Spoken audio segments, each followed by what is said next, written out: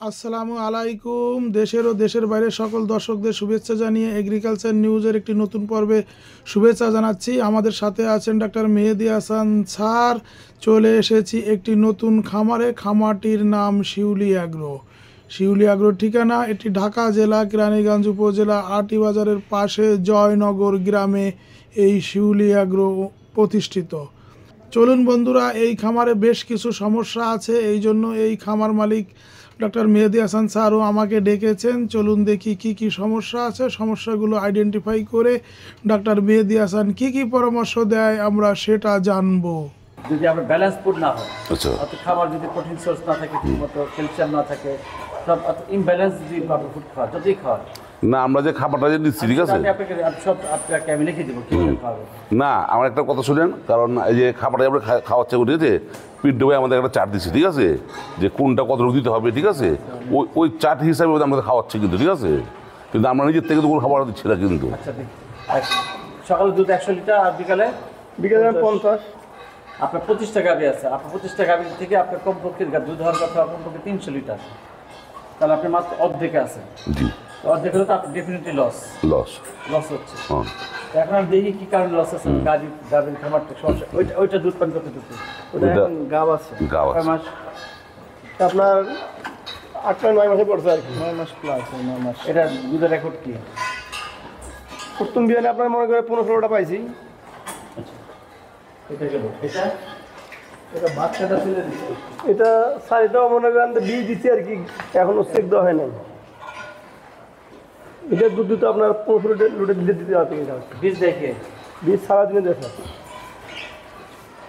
কত করে নেয়? এই যদি আপনার কোনটা 2000, 1500, 3000 ঠিক আছে, এক একটা এক এক রকম আর কি। যেমন ব্ল্যাক বি যদি দেয় ঠিক আছে, নেয় 3000 টাকা। আর যদি আপনাকে যে ওই যে শাহিওয়াল যে অন্য কোনো জাতগুলো অস্ট্রেলিয়ান ফ্রিজিয়ানগুলো নেয় 2000 টাকা। কিছু মনে করেন না প্রথম আসছি already this is the best quality.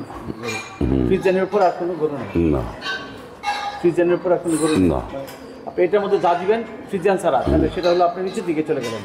আচ্ছা এটা ছাড়া যা দিবেন, ব্ল্যাক বি বলেন, জার্সি বলেন, সাইওয়াল বলেন, এটাতে কোনো দেওয়া যাবে না। নীতিমালায় আছে আচ্ছা আচ্ছা ফ্রিজিয়ানকে ফ্রিজে দিতে হবে। দিতে হবে। আচ্ছা আজ বলবেন আমার শখ, সেটা ডিফারেন্ট। এটা তো ফার্ম ভাই, একটা দুটো হলে লস কোনো সমস্যা নেই, শখ করে সে পারে। কিন্তু যখন আপনি বাণিজ্যিকভাবে যাবেন তখন আমাকে কমার্শিয়ালি চিন্তা করতে হবে। আমি আপনাকে লোক দেই যারা 400 টাকা 500 টাকা বেশি নেবেন, তাহলে আপনি কেন ওকে রাখবেন? সালাউদ্দিনকে কেন নেবেন? ধরুন এখন দিব, হ্যাঁ লোক এখন এনে দিব, হ্যাঁ দাদা ওর কটার মধ্যে দেন। এখন নিয়ে আসি, চেক দিব। আচ্ছা, জয়নগর ঢুকবেন, জয়নগর ঢুকে কোথায় আসবে? পুকুর পাড়ে আইসা ফোন দিবেন আমাকে, ঠিক আছে? একটা খাবারে আপনাকে নিয়ে আসবো। হ্যাঁ, এখনই আমি আসি, খামারে আসি। হ্যাঁ আসুন। কি বলে এটা ভাই, এটা কোথেকে কিনছেন? আচ্ছা যাই হোক, এটা কিনে গেছে। আচ্ছা দেখ, আপনাদের মানে এগুলো সব কিছু মিলে আপনাদের লস হচ্ছে। আর এভাবে পাচ্ছেন কেন? সার বকনা এরকম বা এক জায়গায় গাবি না কেন? এটা হলোই করেছিলাম আর কি, ওই যে বিচি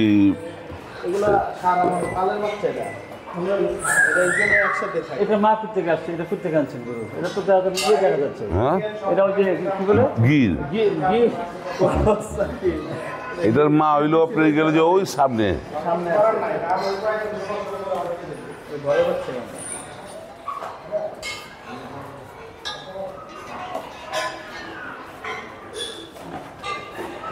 আপনি যেগুলো করবেন গাভিগুলোকে একসাথে করবেন ভাই, মানে না না না না না একটু আমার কথা শুনেন, আপনার লাভ হবে। না না, আপনার কাছে আনা হয়েছে স্যার একমাত্র এলো ওই সালিসরের জন্য বোঝার জন্য। সব গাভিগুলোকে একখানে করেন আর সারগুলোকে একসাথে করেন, আচ্ছা ঠিক আছে?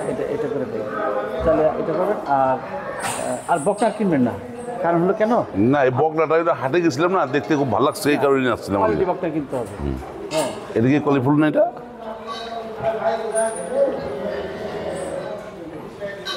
গরু চেনার উপায় হচ্ছে আছে, মানে মানে গরুর পা, গরুর রিপ, এইটার চেয়ে এটা উঠতে থাকবে, ঠিক আছে? রিপগুলো উলানের দিকে থাকবে, উলানের ফ্র্যাকচার এবং পা। আরো কিনছেন নাকি বকনা? না না না, এটা কি জন্য কিনছেন? এটা কোরবানির জন্য। এটা জমির জন্য। আচ্ছা, আমি ওষুধ দিকে দেখি। এগুলো কি সব সার? এগুলো সব সার। এগুলো কত করে কিনছেন? ভালো কিনছেন এগুলো করে ভালো এগুলো কিনছিলাম আপনার যে 75 করে কিনছিলাম। হ্যাঁ 75। ঠিকই আছে এগুলো ভাই। এটার কি নাম জানেন? এইটা এই পাকিস্তানি মানে ওই অনেকে ইয়া বলে আর কি। পাকড়া। এগুলো কতদিন আগে কিনছেন? এটা কিনছি প্রায় 7 মাস হয়েছে। 7 মাস? হ্যাঁ এই আপনাকে যে 6টা করে একসাথে কিনছিলাম আর কি। এটা বলা হলো রাথি। এটা বড় হবে, এগুলো বড় হবে, এগুলো বেশ ভালো হবে। ভালো ভালো এগুলো বেশ ইয়া হবে। এইটা আপনি যে আল্লাহ বাজার 2026 করে নেবো আর কি। 26 এগুলো দাম আছে, একটাও 3.5-এর নিচে কম হবে না, 4 লাখ টাকা নিচে হবে না। এই গরুটা খুব সুন্দর।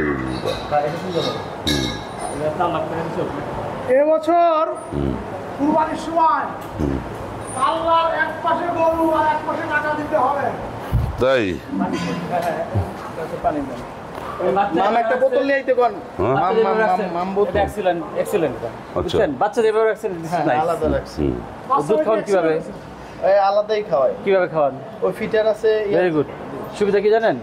সুবিধা হচ্ছে, জেনে রাখেন কেন সুবিধা। পরিমাণ মতো দুধ খাওয়াতে পারতেছেন এক, আর মার কাছে যদি বাছুর কিনে খাওয়াতেন তাহলে মা দেরিতে হিতে আসতো। আর এই জায়গা কি আছে? সামনে কি জায়গা আছে কোনো? না সামনে জায়গা আছে। ওই সামনে জায়গা আছে? ওই পিছনে জায়গা আছে। খোলা জায়গা আছে? পিছনে হ্যাঁ খোলা যে বাগান আছে।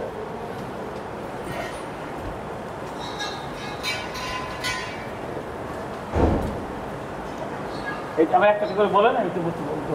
এমনি বলো। মানে আমাদের গরুগুলা একটু শুকনা টাইপের, এগুলা 8 মাসের গাভীন। কোনটা আপনার সুবিধা? এই এটা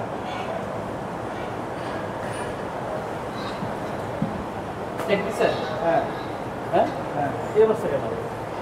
এইটা এর আগে কিছুদিন আগে পাতলা ভেড়া করেছিল। পাতলা ভেড়া করার পরে এই যে খাওয়া একদম টোটা ছেড়ে দিছে। ছেড়ে দেওয়ার পরে তারপরে আপনি এই অবস্থা হয়ে গেছে। কেন খায় না? এখন খায়। খাওয়া ধরছে, এখন পুরোপুরি আসে নাই। আচ্ছা, খাবারের রেশিওটা কি বলতে পারবে? কীভাবে খাওয়ান? হাতে কাগজ লেখা আছে না মুখে বলবেন? আছে কাগজ আছে।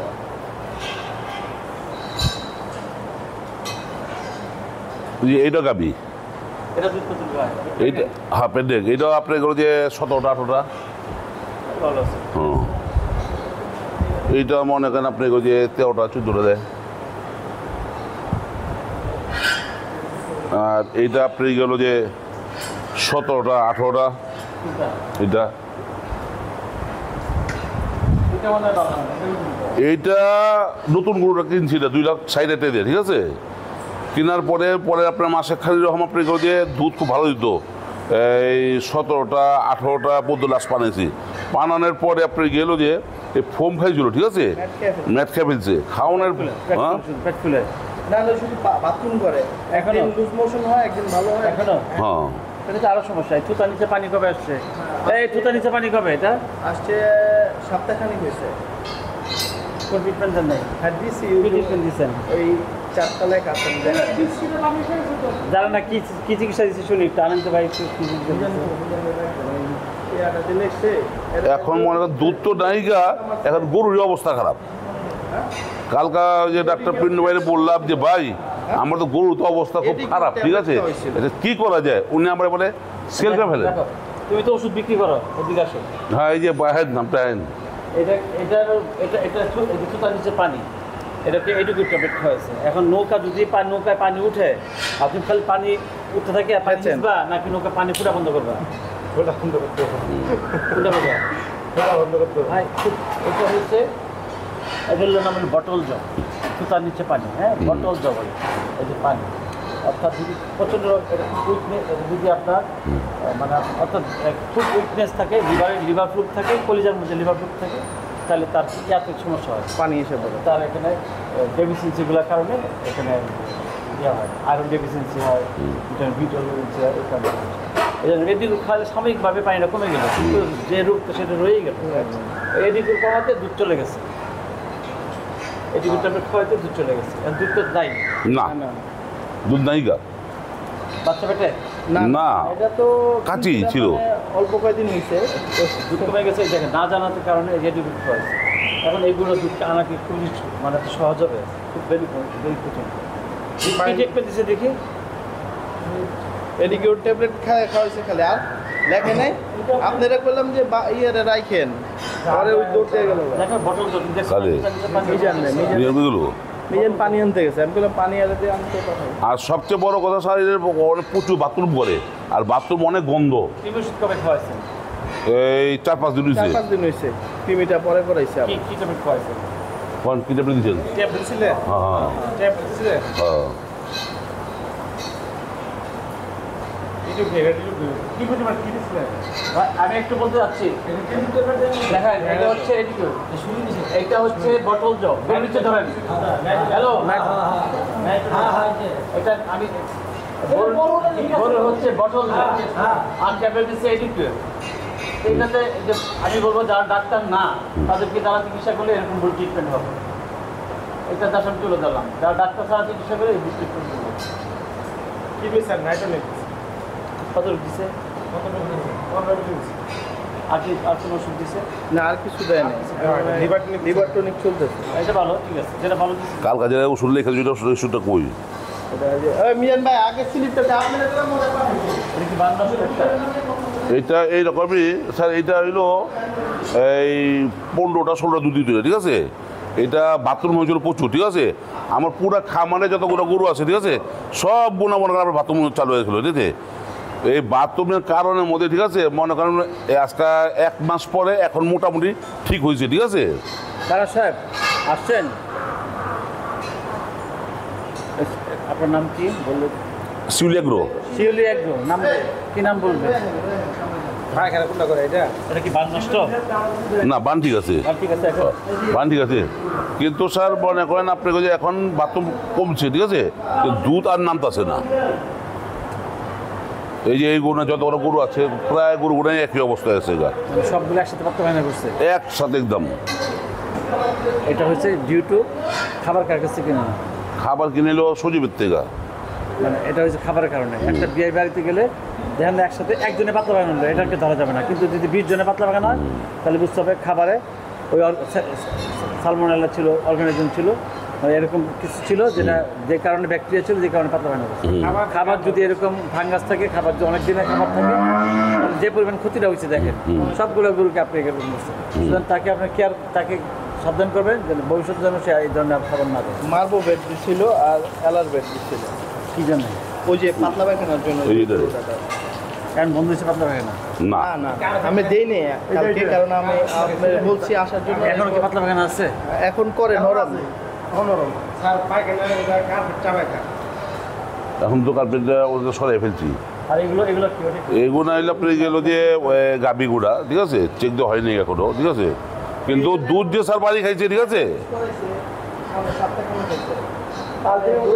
খাই কম এখন, করার পর থেকে খাওয়া দাওয়া ছেড়ে দিচ্ছি। পায়খানাগুলো স্যার নরম হতে হবে। আপনি খুব শীত তো এখন না, খুব শীত কি আছে? না শীত না থাকলে পর্দাগুলো একদম ইয়ে করে ফেলবেন, খুলে ফেলবেন। এই দেন ফ্যান ছেড়ে দিয়েছেন, একটা পর্দা মাঝখানে খুলে দিতে পারেন। ঘর যত খোলা না থাকবে বাতাস আসবে যাবে।